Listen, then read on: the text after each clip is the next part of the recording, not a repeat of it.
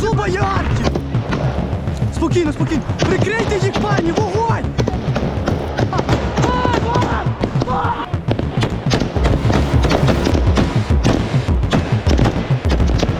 In a striking display of courage and resilience, a single Ukrainian soldier reportedly held his ground against a coordinated Russian assault on a frontline trench.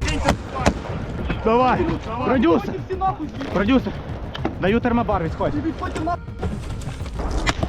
Відходи, контролю! Хорошо! Проходимо, давай! Underscoring the intensity and human dimension of the ongoing conflict.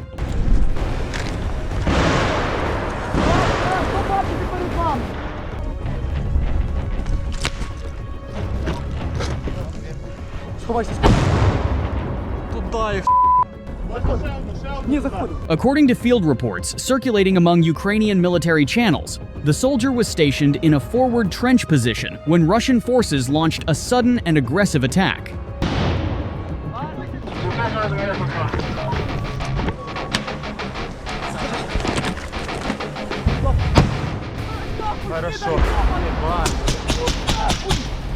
Outnumbered and under heavy fire, he refused to retreat, instead mounting a determined defense that ultimately forced the attackers to withdraw.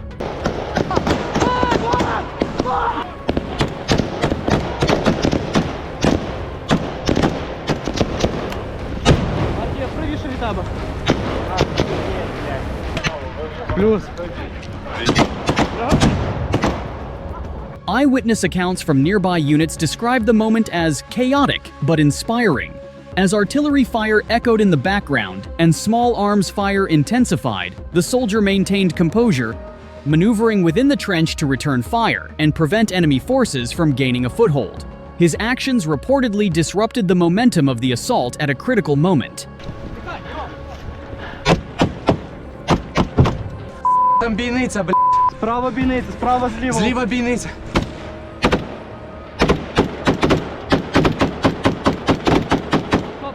Stop. Military analysts note that trench warfare, reminiscent of earlier conflicts, has become a defining feature of the war's front lines. In such environments, individual actions can have outsized impacts. Давайте далі. Давай. Плюс, ми це зробимо. Це буде круто. Справа чисто. Контролю прямо. Прямо. Самаха, поможи, Арті, я заберу твій сектор. Надо граната. A single position lost or held can influence the tactical balance across a wider sector. Плюс, чисто.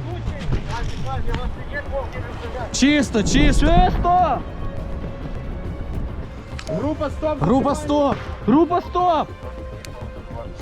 This kind of highlights not just tactical skill, but extraordinary mental resilience, said one defense observer. Holding a trench alone against an advancing force requires not only training, but immense determination.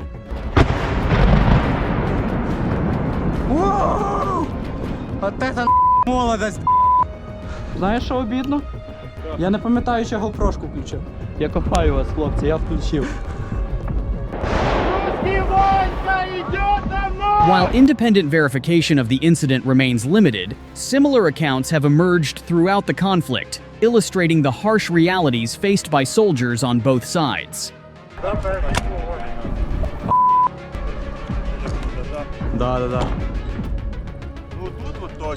The story has quickly gained traction on social media, where many have hailed the unnamed soldier as a symbol of defiance.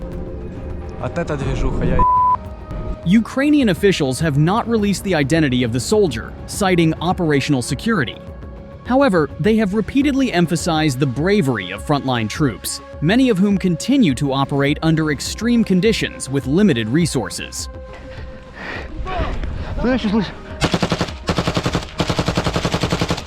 Вперед! Вперед пошел! Давай, пошел! As the conflict grinds on, stories like this serve as powerful reminders of the individual acts of bravery that often go unseen in broader strategic narratives. Пулемет, иди сюда, гранаты, быстро! Быстро сюда! Все сюда! Все, Держи, держи, контроль, контроль, стреляй. Whether in large-scale offensives or isolated trench defenses, the human element remains at the heart of the Pate Razmi's unfolding story.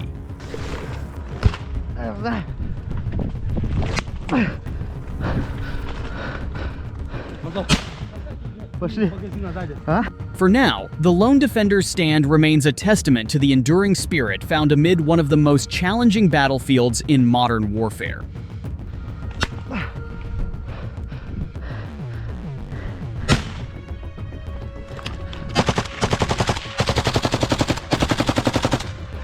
Russians attempted to advance near Vavchansk to widen their bridgehead and consolidate it. However, what followed was a quick Ukrainian counterattack, right into the Russian flank, decapitating the Russian advance before it gained momentum. А? А? Прячься! Прячься!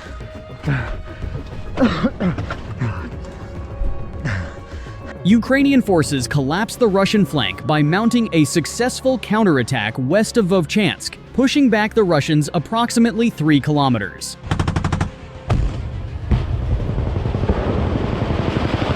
Another one! Or more than 1/3 of the 8 kilometers Russia managed to advance from the border in 2 years. Oh shit! Be careful. The Ukrainian counterattack was preceded by Russian assaults in Vavchansk, where they attempted to break through the defenses, trying to take the remaining parts of the town under their control. Neighboring Russian units were also mounting assaults east of Vavchansk towards Vavchansky, Kutori, and Zybin.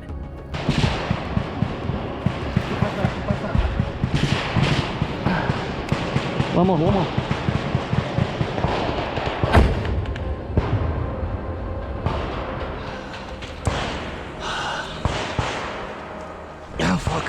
Simultaneously, the Russians actively tried to infiltrate southwest of Vavchansk through the forest into Hravsky and amass enough forces for further advance.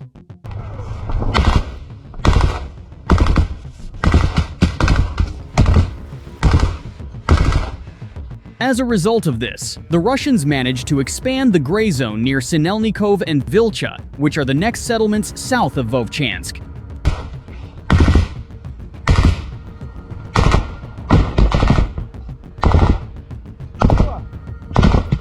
Although these villages remain contested as Ukrainian forces are still present there.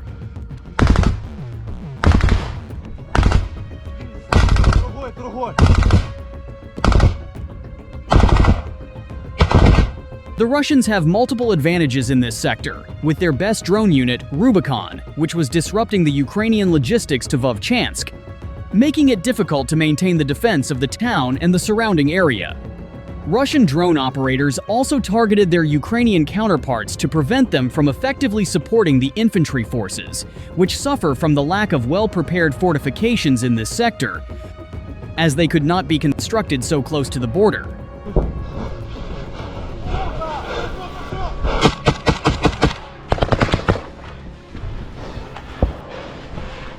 As a result, Ukrainian forces had to rely on defending settlements, which are also difficult to hold due to their size and proximity to the border. О, пидоры лезут! Пидоры лезут! Автомат не в тему. Moreover, dense local forests favored the Russian infiltration tactics because they provided good cover, but despite these advantages,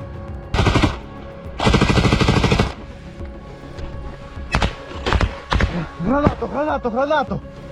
the Russian attacks failed because they didn't have sufficient forces in this sector to exploit the advantage. Еще!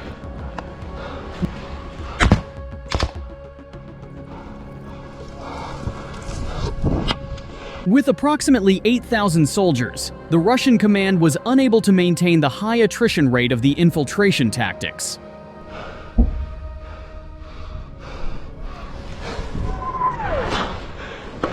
If we take a look at the topographic map, we can see how Ukrainian forces use their advantage by utilizing the high ground to provide precise mortar and artillery cover for their advancing forces.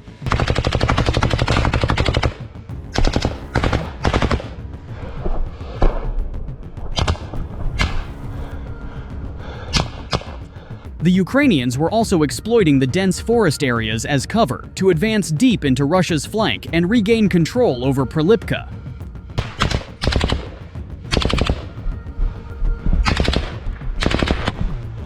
This allowed them to advance further along the Seversky Donetsk River towards Sinelnikov. At the same time, other units pushed forward along the second attack vector from the other side to clear Lyman and Sahelne from Russian infiltrators.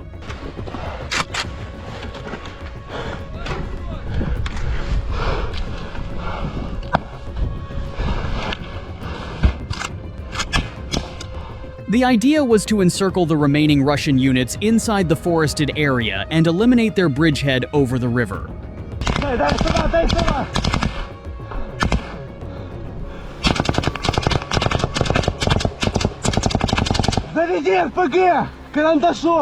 As a result of the counterattack, the Ukrainian armed forces regained approximately 15 square kilometers, while clearing operations are ongoing east of the forest.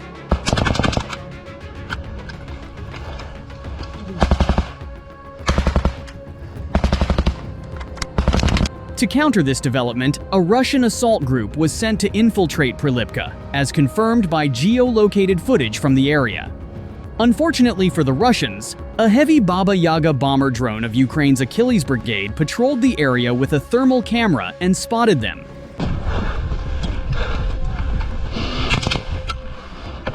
The Russians were subsequently struck with drone-dropped grenades, which prompted them to immediately stop their assault and surrender, with 4 soldiers emerging one by one with their hands raised, confirming their helpless situation after the Ukrainians collapsed Russia's flank.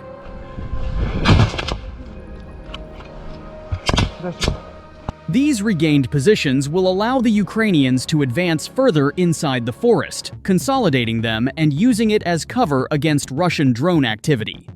At the same time, the river gives them protection from the flank to move further north and clear the remaining enemy positions. This will also allow the Ukrainians to fully clear the villages south of Vavchansk and deny the opportunity for the Russians to infiltrate and gather forces for a larger push southward. Overall, Russian forces tried to expand their presence near Vavchansk but overstretched themselves, which allowed the Ukrainians to collapse their flank. This sector is currently not regarded as a priority by the Russian command, which means Ukraine can exploit the lack of reinforcement. Combined with the quick collapse, this nullifies all their efforts in the last week, turning things back to the initial stage. Without a sufficient number of forces redirected to support these efforts, the front line here will remain static with 0 Russian chances of nearing Kharkiv.